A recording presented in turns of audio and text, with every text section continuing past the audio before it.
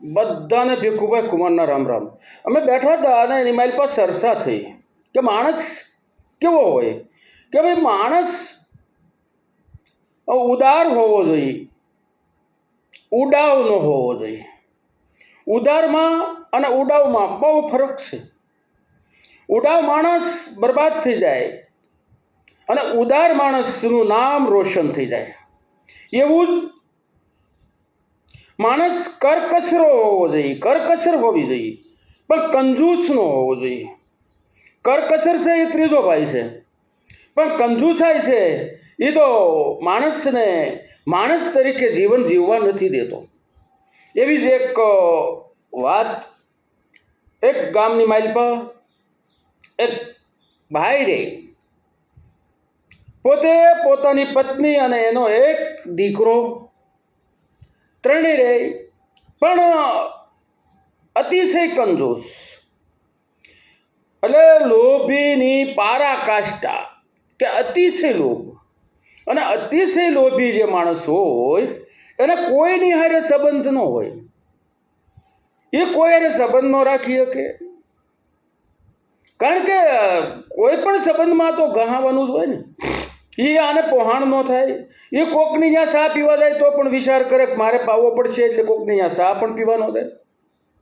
ક્યાંક ગામ ગમત્રે જવાનું થાય તો પણ વિચાર કરે કે હું જાય તો એ મારી ઘરે આવશે ને, આવશે તો ખર્ચો થાય, માટે ન જવાય. અને કોઈની હારે બેહે તો પણ એ કોઈ પણ ખર્ચની વાત આવે ને, કે કાંઈ પણ વાત આવે ને તો ઊભા થઈને હાલતા થઈ જાય. એવા માણસો હોય, એવા આ ઘર. પણ એક ઘર જેવું ઝાડ એવા ફળ આવે. આખું ઘર કંજૂસ, અતિશય કંજૂસ. અને એમાં કુદરતને કરવું છે. આમાં આવા માણસોને પણ કોઈ સારા માણસો મળી જાય અને એના સંબંધ પણ બંધવી દેતા હોય છે. એટલે આના દીકરાના સંબંધ થઈ ગયો, લગ્ન થઈ ગયા. બાઈ આવી, પણ બાઈ કેવી બાઈ, કે ઉદાર ઘરની બાઈ છે.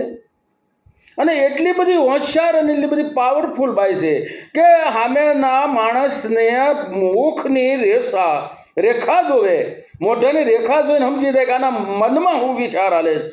આવી હોશિયાર બાઈ. અને એ બાઈ આવી વિચાર કરે છે કે આ ઘરે કોઈ આવતું કેમ નથી.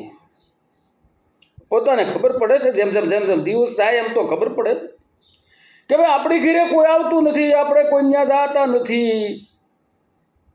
અતિશય આ ઘરે લોભી લાગે છે એવો વિચાર કરે છે. સમજદાર બાઈ તો સમજી જાય. એમાં એક દિવસ પોતાનો પતિ અને પોતાનો સસરા એ વાડીએ ગયા છે, ખેતર ગયા છે. અને પોતાના સાસુ ક્યાંક ગામની માલપા થોડું કંઈ કામ છે કે જે કાંઈ કારણોસર એ બારા ગયા છે. પોતાની ખડકી ઉઘાડી રહી ગઈ છે. અને એની માલપા અજાણ્યા ગોર દાદા, જાણેતા તો કોઈ આવે નહીં, કારણ કે બધાને ખબર હોય કે આ ઘીરે જવાય નહીં. અજાણ્યા કોઈ ગોર દાદા બીજા ગામના, એને ખબર નહીં, અને આવ્યા ને ખડકી ખુલ્લી પાવી. એટલે એ ભિક્ષાવૃત્તિ કરવા માલપા ગયા, દયા પ્રભુની કરીને ઉભા રહ્યા. અને આ બાઈ એ જે લોટલા ગળતી હતી અને એણે જોયું કે મારી ઘરે તો કોઈક માંગણ, કોઈ બ્રહ્મદેવતા આવ્યા. એટલે પોતે પોતાના લોટના ડબ્બાની માલપાથી દોથો ભરી અને લોટ દેવા માટે જાય છે. અને આ બાજુથી એના હાહુ આવી ગયા. પણ આવતા તો એણે આમ જેમ દ્રશ્ય જોયું કે એક બ્રાહ્મણ છે અને પોતાના દીકરાની વહુ એને લોટ દેવા જાય છે. પણ ત્યાં તો રોમે રોમ લાગી ગઈ, ક્રોધ ચડી ગયો, એકદમ દોટ દીધી. હજી તો બ્રાહ્મણના ભિક્ષાપાત્રકની માઇલ પર લોટ નાખે ન નાખે એ પહેલાં બાવડું પકડી લીધું. એ પહેલાં હાથ પકડી લીધો અને એટલી બધી ક્રોધમાં બંબો થઈ ગઈ છે તે આખી ધ્રુજે છે. તારે હું અમને ભિખારી કરવા છે, અમને પાયમાલ કરવા છે, આમ દઈ તો ભિખારી થઈ જઈ. અને આ હાથ જે પકડ્યો છે એટલે હાથ ધ્રુજે છે. હાથ ધ્રુજે એટલે જે બાઈના આ દોથાની માઇલમાં જે લોટ છે એ લોટ નીચે ઢોળાય છે. લોટ નીચે ઢોળાય છે. એટલે બાઈએ કીધું કે બાઈજી, નો લોટ દેવો હોય તો ના પાડો, તો હું પાછો આપણા ડબ્બામાં નાખી દઉં. અગર કહેતા હો તો આ દાદાને આપી દઉં. પણ આ ઢોળાઈ જાય છે એ બેય બગડે છે. અને ત્યાં તો ક્રોધાયમાન થઈ ગયા કે મને તો બે બગાડ કીધું, બે બગાડો છો કીધું, હું બગાડું છું કે તું બગાડશો? અને દાદા તો વિયાઈ ગયા. પાછો લોટના ડબ્બામાં નાખી દીધો. પણ ક્રોધની માલપા બંબો થઈ ગઈ છે. આ બાજુથી એનો દીકરો અને એનો ધણી આવ્યા અને આ કહે છે કે આ બાઈ આપણને ન પોહાય, આ તો આપણને ભિખારી કરશે, આ તો આપણને પાયમાલ કરશે. એ તો હું હારું છું કે આવી ગઈ, ન કહી દોથો કરીને ગોરને લોટ દેતી હતી. અને આ બે પણ એવા જ બધા કંજૂસ. અને એને એમ શું કે આ ભાઈ આપણે ન પોહાય, હાલો મૂકી આવું. અને એના જે બાઈના સસરા છે એને ગાડું જોડી અને બાઈને મૂકવા માટે જાય છે. મૂકવા જાય છે અને રસ્તાની માઇલ પર એક સરસ મજાનું ખેતર આવ્યું. હાથના ડુંડા છે, બાજરીનો પાક, જાણે માઇલપાથી ઊંટ વિયા જાય એવડી બાજરી છે. હાથના ડુંડા છે, પાકી આખો પાક પાકી ગયેલો છે. અને આ એક માણસ પોતો ત્યાં એના વિયા ઉડાડે છે. વિયા એટલે કે જનાવર ઉડાડે છે, જે શેકેલા બાજરાના ડુંડા ખાવા આવ્યા હોય એને ઉડાડે છે. અને આ બાઈ પૂછે છે, ગામની માઇલ પર વૈયા કહેવાય, એટલે સકલાને જનાવર જે સણવા આવે એને વૈયા કહે. એટલે આ બાઈ એને પૂછે છે, ભાઈ બાજરો તમારો છે, આ ખેતર તમારું છે? કે હા બેન, હા દીકરી. કે ખાધો કે ખાવાનો? એટલે હામાં બાબા માણસે કીધું કે દીકરી અડધો ખાધો અડધો ખાવાનો. અને ત્યાં તો આ ઊંધે બેઠો બેઠો બાપો વિચાર કરે કે આ તો હવે ગાંડી નહીં લાગે. આ એ ભાવતી નહીં હોય કે આ ઊભો છે અને ઊભો કોઈ ખાઈ નહીં. અને આ કહેવા બાબા ગાંડીનો કે અડધો ખાધો ને અડધો ખાવાનો. ત્યાંથી આગળ હાલે એક શમશાન યાત્રા હમી મોઈ. અને એની મારી પાછળના ડાભુઓને આ બાઈ પૂછે છે, ભાઈ આ માણસ મરી ગયો જીવે છે? અને એ ડાભુએ કીધું કે ના બેન, જીવે છે.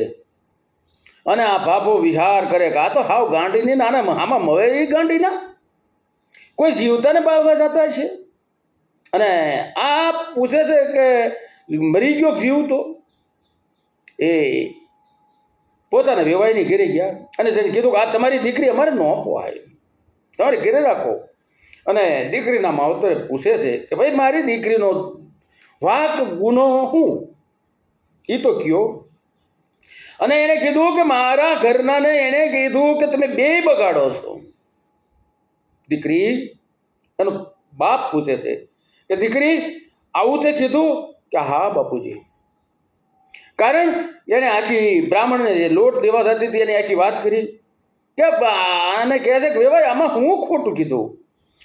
એ લોટ બ્રાહ્મણના પાત્રમાં નાખો તો પણ પુણ્ય થાય, અને પોતાના ડબ્બાની માઇલમાં નાખો તો પણ લાભ થાય. આમાં એને ખોટું હું કીધું? બે બગડતું તું તો કીધું નહીં. આ હાવ ગાંડીની છે. કે કેમ? કે હજી હું પમદાડે જ મારા ઓરડાની માઇલમાં માવા કરતો હતો અને એમાં અમારો ભાગ્યો આવ્યો ને એને પૂછ્યું બાપા ક્યાંય ગયા? આ તમારી દીકરી કે એ સમાર વાળે ગયા છે. હું માવા કરતો હતો કે સમાર વાળે ગયો હતો? અને ત્યારે એ દીકરીએ કીધું કે તમે તો મારા પિતા તુલ્ય છો સસરાજી.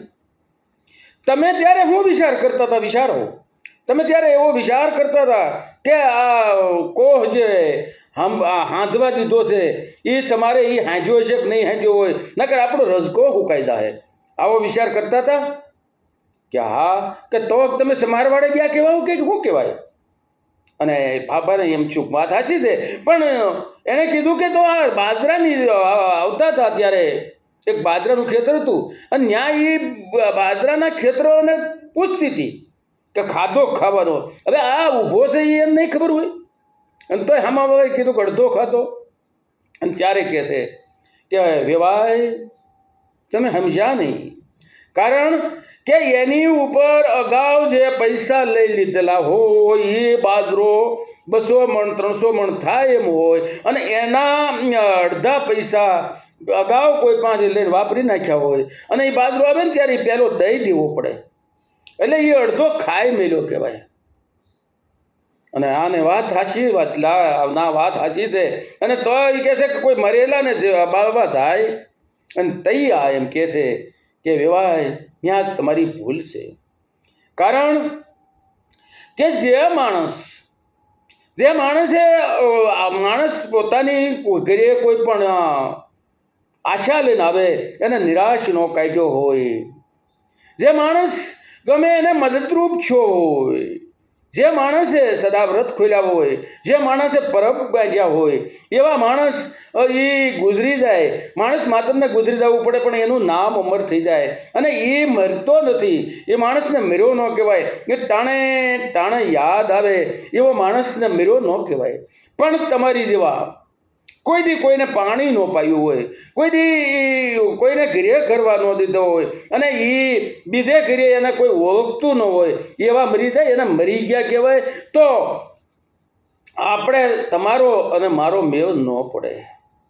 કારણ કે તમારી મનોવૃત્તિ લોભી છે અને અમારી મનોવૃત્તિ એટલે કે દાદાર જેવી છે, થોડીક મોટું મન છે. એટલે મોટા મનવાળાને કંજૂસને કોઈ મેળ ન ખાય.